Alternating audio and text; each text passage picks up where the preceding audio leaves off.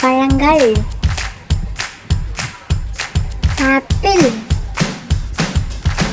வாழைப்பழம், சீத்தாப்பழம், திராட்சைப்பழம், தர்பூசணி, மாதுளை,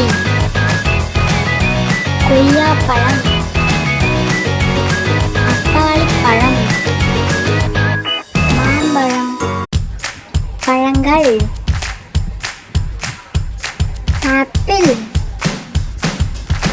வாழைப்பழம், சீத்தாப்பழம், திராட்சைப்பழம், தர்பூசணி,